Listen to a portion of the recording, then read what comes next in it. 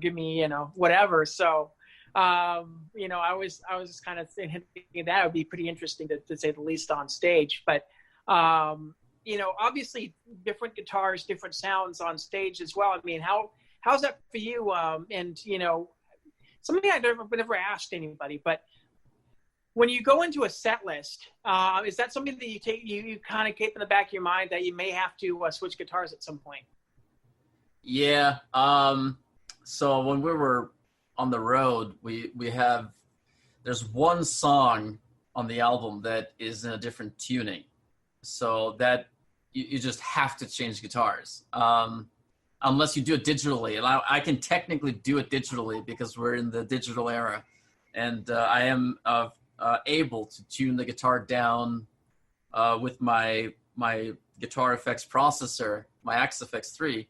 But if I do that, it is a digital. You're doing it digitally, so I wanted to have a guitar that is tuned down for that particular song. So that guitar is 100% designed for that particular song.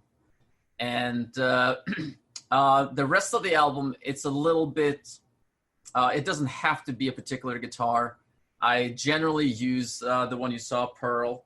That is my main guitar. It works for really all of the songs, and it has a lot of different types of pickup configurations. So you do have a lot of different sounds, and the different sounds essentially get me through every song if I have to. When we're doing, we were playing some shows, we were playing some shows, and we were playing the whole album, and we actually did use 3 guitars, and we used the Smokey for more like the second half, but it's mainly because when you're on stage, it's very hot, and heat just makes your guitar go out of tune. So it's more about out of tuneness than necessarily a different sound. They do sound a little bit different, they do, but I like to keep them relatively close, just so that I can switch between them. But if you're in a really big band and you got 50 guitars backstage, then it's a little different. Like Metallica, they changed a lot of guitars throughout the show, so that's cool, and they got different sounds for certain songs. So that's awesome. Yeah. You consider, in the South, like if you were to play like in the South or Florida, obviously the humidity is a lot more, kind of more able to distune what a guitar is versus maybe out here in Vegas where, it's a little bit drier, or, if you're touring during the winter, then obviously there's things there too. So it's always something that kind of keep in the back of your mind. We'll be right back with Rocky right after this. I want to talk a little bit about you going into the studio. I mean, what was it like the first time you were, were in the studio, and what kind of things did you pick up when you were in the studio for the first time? Well, I remember even when I was, I guess in my late teens, we would be in the studio and make demos, which was a very different process than when we were in the studio to record the Firestorm album, because we were rehearsing that album for over a year before we went in the studio. And it happened to be that the studio we ended up recording in was right next door. And that studio was one-on-one back in the day, and that's where Metallica recorded the Black Album. So we went there a few months before we recorded just to look at the studio. So it's kind of like oh my God, this is a great studio, because it's known for Metallica, Motley Crue, Kiss, like all the big boys had been there before, and the studio had been private for so long that when we were there, we actually didn't think it was open, and it happened to be that somebody came out the door one day and we asked, "Is this available to the public now?" And they said yes, and that's why we ended up recording there. And I remember we were there the first day just to record drums, and we were just focusing on drum sounds and bringing in all the equipment. We had, I think, like 30 or 40 microphones just for the drums, and it was pretty crazy, and a lot of vintage microphones, and we were just going through that. And then the next day we started recording the album, and it was very intense, because we were just going through like one song after the next, and we had everything ready. The amps were going, and we were all, well, at least the three of us were in the same room. The keyboard player was in the control room, because we wanted to kind of get a live sound, and you only get that by being in the same room and being able to see each other. So we were basically recording the album like Metallica did, which is pretty cool. And we were almost in the same places, so that's kind of cool. If you want to see it, it's on YouTube. There's a making of Firestorm on YouTube, so you can see what it was like. Was there any songs on the album that took one take, or is it mostly having to do several takes? I think what we did was, when we're doing the basic tracks, which is, just the drums, bass, and guitar, we were essentially recording those pretty much in one take, and maybe fixing a few things here and there. Like maybe, Michael, the bass player, he might say, I made a little mistake here, and we'll just punch that in, like that little spot. And then the drummer might say, let me redo this little section. But, and I would fix a few things myself, and then that would be the track. And then after that, we would do all the overdubs, which was quite a process, because we did have a lot of instruments on the album. So it took a while to do everything. But just the basic tracks was a pretty quick process, because we did everything in 2 days. But then we had a actual B3 organ that had been on tour with Ringo Starr. We had a really great 12-string acoustic, and we had, we were talking about cello. We had a real cello, a real violin. We had lots of keyboards and lots of vocals. So it was a lot of work. When it came to the songwriting, I mean, what do you like to do first? Do you usually have a melody in your head, and then you do the lyrics? Do you sometimes have lyrics down that? And then you kind of figure out it. Tell me a little bit about your songwriting process. I think generally speaking, it's always, or I shouldn't say always, but it's generally the music that comes first. It's always easier for me to write the music first and then do the lyrics. But I've noticed and I've learned that sometimes when you write the music first, then you do the lyrics, it gets a little bit, you have to like fit it in. Like if you have a melody that you want to sing, but you don't have the words, you have to find words that will fit. So, like if you need 3 syllables, then you have to have 3 syllables, and then you have to try to fit that in somehow and it still makes sense. So that's not always easy. I think it's probably easier to write a song if you know what you want to sing about. If you have the line, like if you want to sing Living on a Prayer, then singing that in different ways and see what sounds good might actually help you get to the finish line a little bit faster. But I'm more of a music guy than a lyricist. So I'm a composer first. That's what I do. That's probably what I enjoy the most. I generally write all the music, then I write the lyrics. So I might have to spend a month just writing lyrics and try to make sense of everything, and that can be pretty exhausting. The music is more fun. Yeah, what's the fastest you have written a song? I'm sorry, what?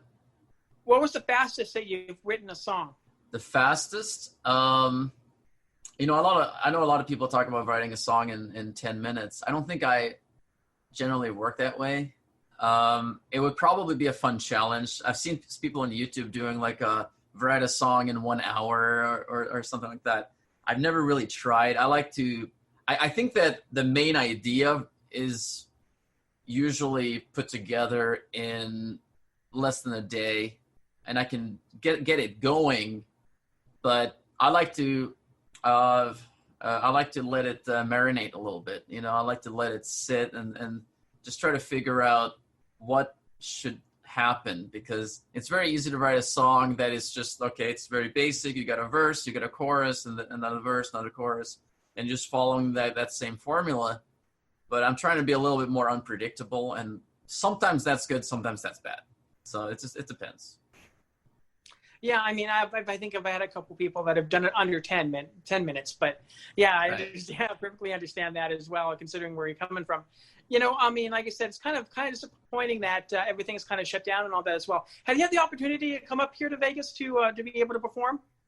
Yes, I have played at Vamped several times, but that was actually, it's been a while, and I did play with my band at, I forget the name of the place, but it was outdoors, and it was some sort of, kind of like a festival for, I think it was like a hemp festival, and that was, I think it already been like 2 years, maybe 3 years ago. So that's the last time I played there. I think that was the last time I was there.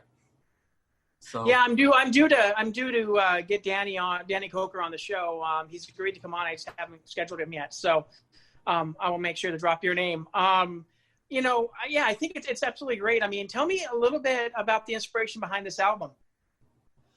Well, I wrote the album when I was 16, or I should say 16, 17. I'd already written 3 albums. Now, I hadn't released 3 albums. I'd written 3 albums, and I had kind of an idea of what to do with those. Firestorm started out as an album that I was never going to write. And my idea was, you know, because I had 3 albums, I'm not going to write another. Basically, I said, I'm not going to write another song until I get a record deal. And that just doesn't work, because when you're creative, so you're going to write. So Firestorm was very natural compared to the other 3, because the other 3 were it was just me sitting in front of a computer, writing, me playing guitar, writing. Firestorm was just me messing around with my guitar, and then all of a sudden, wait, this sounds cool, this is fun. So everything was very natural, and I was writing about basically, you know, being a teenager, growing up, having dreams, wanting to do certain things when you grow up, and it's about mental health, and that's important. You know, it's about depression, it's about you know, dealing with anxiety and dealing with pressure and dealing with having, you know, when you're a teenager, you have to be in school all day, and you may not be a fan of that. You might be uncomfortable. You may not fit in. So it's kind of a musical journey. It's an hour long. It's a concept album. So the whole thing is basically one story, one long musical piece. And I definitely recommend listening to it from start to finish. Don't listen to track 7 and then track 3. Like, you want to go from 1 to 14 in a row. I think that's the best way to experience it. It's just it was just a very I felt very good kind of letting it out. It's a very personal album, and it was nice to let it all out and be sort of comfortable with what I had said.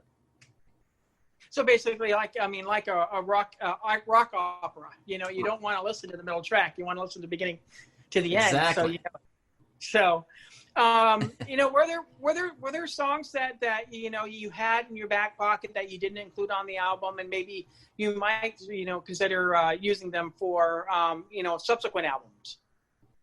I think that by the time we recorded the album, we had already decided what was going to be on it, and I think I had already decided before we really even started rehearsing it. So it was very much an album that was decided beforehand. The only thing that it was more the other way around. It started with less than it is today. It started out with less songs, and we added a song called Invocation, which is mostly a guitar solo, backed up by a cathedral pipe organ. We also added these entr'actes, which are these little transitions between the songs that are mostly just me playing guitar, and we got some sound effects, some voices.